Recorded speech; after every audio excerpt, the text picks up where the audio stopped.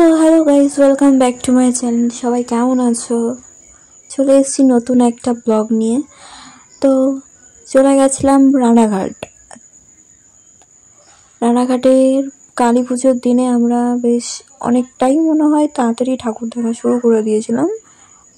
এই কথাটা কেন বলছি, কারণ প্রত্যেকটা প্যান্ডেলেই সেরকম একটা ভিড় নেই, আর এখনও তো এই প্যান্ডেলটা এখনো সম্পূর্ণই হয়নি। আমরা বেশ সেদিন কালী পুজোর দিনই গেছিলাম আর কি, তো ফাঁকায় ফাঁকায় ঠাকুর দেখে এসেছি। আর এই ছিল আমাদের প্রতিমা আর কি।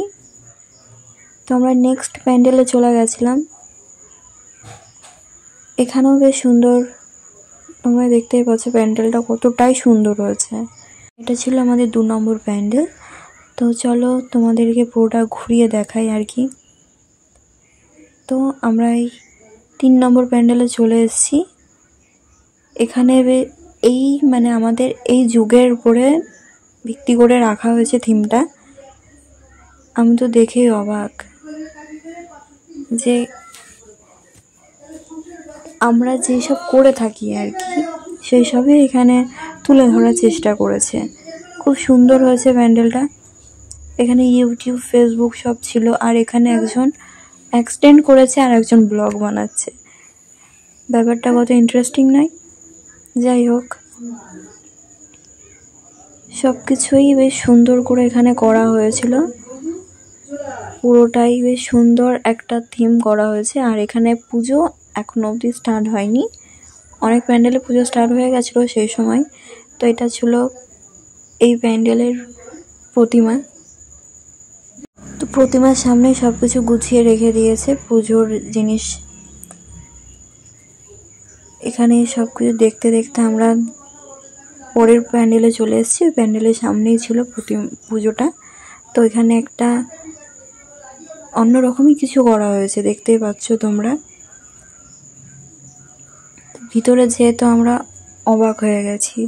তো গাইস, এখানেও সব কিছু সুন্দর করে তুলে ধরার চেষ্টা করেছে। আর এই একজন ভীতু, ভয় পাই সব সময়। যাই হোক, তোমরা দেখো পুরোটা কত সুন্দর ইউনিক করা হয়েছে। আমরা পুরোটাই ঘুরে ঘুরে দেখছিলাম গাইস।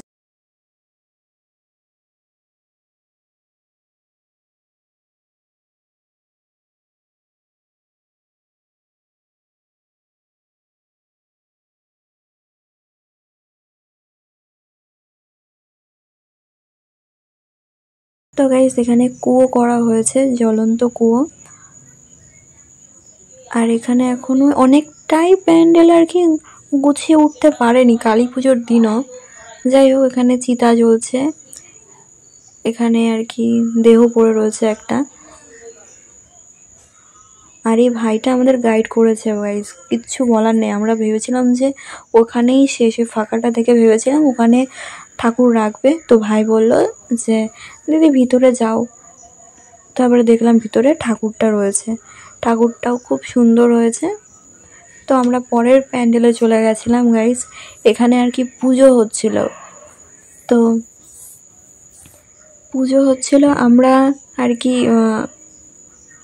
ডিস্টার্ব করতে চাইনি। তো আমরা প্রতিমাটা দেখিনি, আমরা এমনি থিম দেখে চলে এসেছিলাম। খুব সুন্দর এখানে সব কিছু করা হয়েছে। তো এটাই ছিল এখানকার থিম। তোমরা দেখতেই পাচ্ছ কত সুন্দর করার চেষ্টা করেছে। এটা পুরো জলের দিয়ে আর কি এটা করেছে। নিচটা কত সুন্দর লাগছে, একবার তোমরাই দেখো।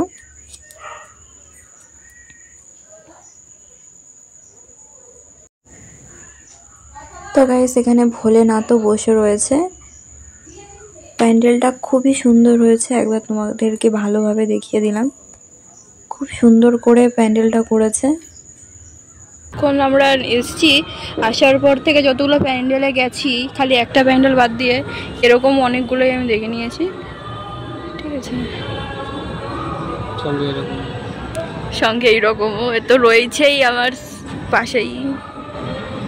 গাইস এখানকে একটা সিঁড়ি বানিয়েছে ওঠার ওইদিকে যাওয়ার, কিন্তু এখন যদি আমি এখান থেকে উঠি আমাকে যদি পিছন দিকে এসে কেউ ঠ্যাঙান ম্যাঙান দেয়, কারণ আজকে 20 তারিখ আছে, কালী পুজো, এখনও অনেক কটা প্যান্ডেলই এখনও অবধি তোমার ঠাকুর আসেনি, এরকম হচ্ছে, পুজো হচ্ছে এরকমই হচ্ছে, আর এখনও শুরু হয়নি আর কি সবার ঠাকুর দেখা। আজকেই আমরা দুই গরু চলে এসেছি, তো চলো নেক্সট প্যান্ডেলে যাই। তো গাইস আমরা ঠাকুর দেখতে যাচ্ছি, ঠাকুর আমাদের কাছেই চলে এসছে, ঠিক আছে। তো দেখো গাইস এই যে মা এখন মণ্ডপে যাচ্ছে আর কি।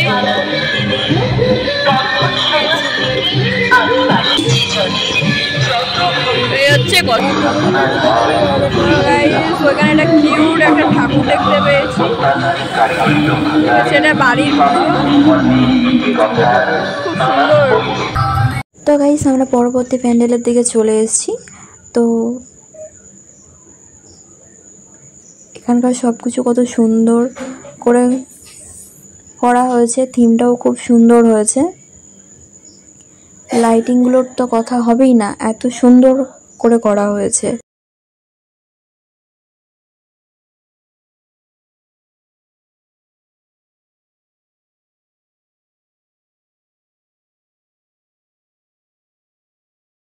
তো গাইস এখানে দেখো কত সুন্দর একটা মায়ের চরণ আর কি ঘুরছে, বেশ সুন্দর লাগলো জিনিসটা দেখে।